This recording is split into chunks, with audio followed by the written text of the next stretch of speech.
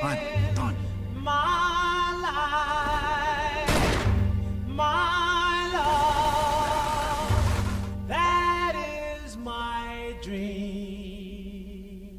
Life is but a dream.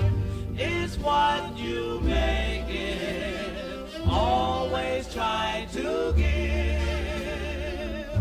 Don't ever take it. Life has its music. Life has its songs of love. Never in my life have I played a less sandboxy sandbox game than Mafia II.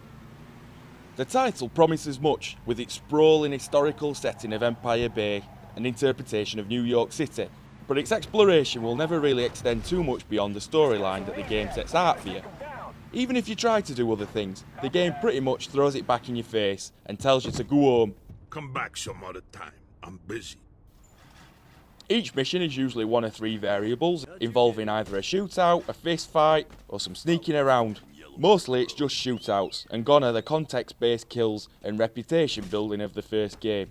The cover system is adequate, there is a good choice of weaponry, but the AI is a bit poor, with enemies not tending to try and flank you too much. So it all sounds fairly bog standard so far then. And on the surface of it, you'd probably be right.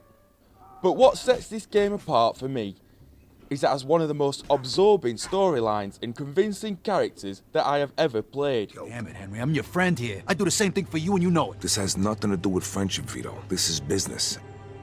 And if I screw up, I'm done. I can't let him go. I took a contract and I gotta finish the job. Without wanting to spoil it too much for you, the setting spans 2 decades, as drafted soldier Vito Scaletti gets out the army to join childhood friend Joe Barbaro in a life of crime, as they racket, rob and kill their way into the higher echelons of the Mafia. Not sounding like the most likeable fellas so far, the way the characters interact and take the piss out of each other really enamors you to them in a way that very few games have ever achieved. Who the hell was that? Guy's got a voice like Woody fucking Woodpecker. That was Marty. Ah, fuck! The sprinklers are going off! Really? I thought it was raining. They teach you, wise ass. I can't see a damn thing through all this water. It's expertly paced too, with an hectic opening leading to a much slower intro to the characters and the snow-covered world in which they live in. Now, I have no footage of this because my Mafia II disc is stuck in a broken PS3 which is now on its way to Sony. So all my footage is from the latter part of the game, which is set in the sunny 50s, which is a stroke of genius by the way when that first happens. The game really has a sense of romanticism about the time periods that the game passes through, with the excellent art direction and soundtrack adding to the game's immersiveness. So it sounds like it's all wonderful then. Well, it almost is, but it's all over so quickly. I'd say an half-dedicated player could clock this game in 3 or 4 days. And when it's finished, it's not like there's anything else you can do except replay it on an harder setting and try and find all the collectibles. And this in a world that promises so much. It's almost as if the developer had a grand vision for a much, much bigger experience, and then at some point, either due to budget or time restrictions, they decided to focus all of their efforts into the storyline missions. The game just screams downloadable content, which does, after forking out 40 quid on release, will feel to most like a bit of a rip-off.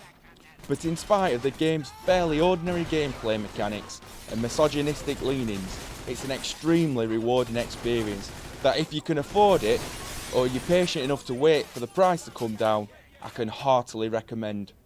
Hurry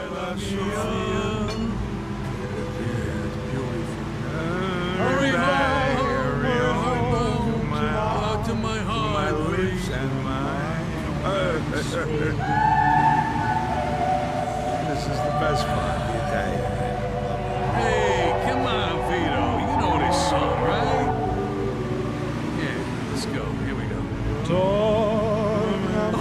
Oh, shit. I don't know the fucking Italian words. Ah, fuck. Where's my motto? Solo tu, solo tu, solo tu, solo tu.